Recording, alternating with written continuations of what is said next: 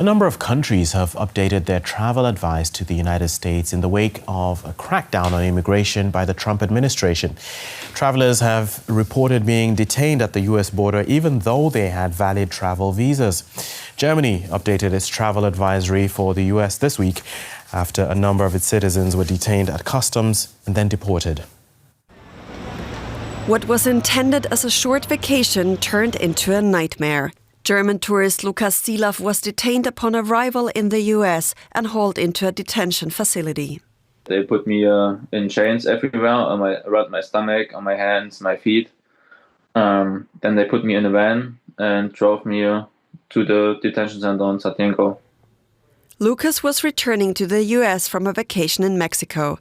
He says he had a valid US tourist visa, but ended up spending 16 days in detention before being allowed to return to Germany. And his arrest is part of an apparent trend involving temporary visa holders and visitors being detained by US border officials on their way into the country. Canadian actress Jasmine Mooney has a similar story. She was detained for 12 days over an incomplete visa. There was no heads up. Next thing you know, I'm taken and for 2 weeks haven't been told anything, moved in different cells, sleeping on cement, sleeping in different jail cells. Like, it just, nothing makes sense to me. A French scientist, in turn, was denied entry into the US after his phone was searched by customs.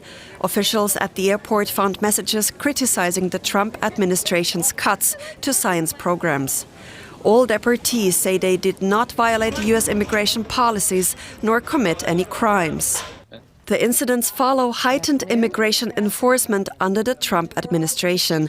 The White House says it's removing known immigrant criminals. The president is using every lever of his executive authority and his constitutional authority within the bounds of the immigration laws of our country to ensure that our streets are safer for law-abiding American citizens. And this administration is focused on detaining, arresting, and deporting illegal criminal aliens. The crackdown also includes those who have outstayed visas or violated their terms.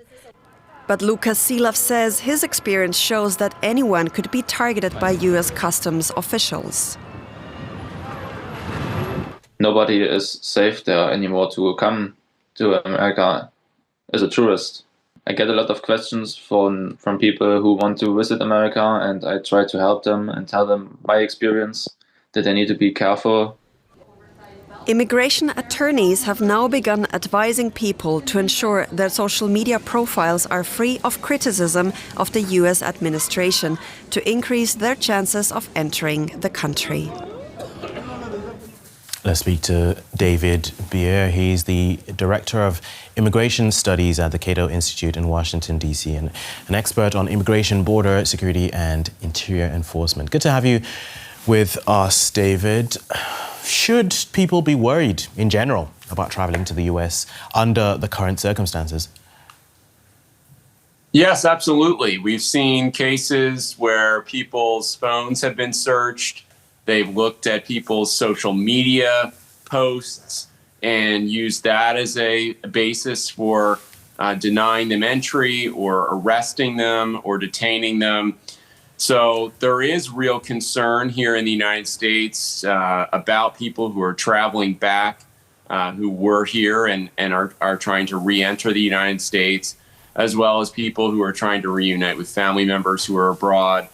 All of those people should be concerned, should take proactive effort to make sure that they are not on the radar of this administration in any respect. If you look at what is happening in the United States, Customs and Border Protection, immigration and customs enforcement agents are under incredible pressure from the White House to increase detentions, arrests, and removals by any means necessary. And that means no one is off the table, including people who are entering the country legally, who have valid authorization to enter the United States.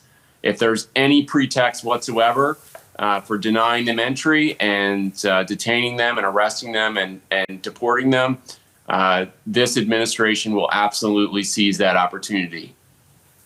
It's one thing to go after people who have violated one rule or the other relating to immigration, for example, not having the right papers or overstaying their visas. But when we're going through people's phones and checking their messages, for example, the case of the French scientist, what exactly is going on there? Yeah, again, intense pressure to deny people entry, to arrest them, detain them. It's not totally unheard of, even before this administration, for individuals to be detained or prevented from entering the United States. We've certainly seen cases like that under every administration. There is an enormous amount of power in our immigration system here in the United States for the people and officials at ports of entry. They are, in a way, many dictators within the immigration system, in that their decision is really final and difficult to challenge. And so that is a reality that's always been there, but now, given the intense pressure that is being put on these agents and officials to increase arrests and removals, they're really exercising that discretion in order to do rather extraordinary things, like detain people for prolonged periods of time, not just put them on the next flight or allow them to get a flight home. That's kind of how it would have been handled previously. These lengthy detentions we're seeing is really what's more extraordinary than someone being denied entry. Okay, I'm afraid that's all we have. That's all the time we have to speak to you, David Bier from the Cato Institute. Thank you very much. Thank you.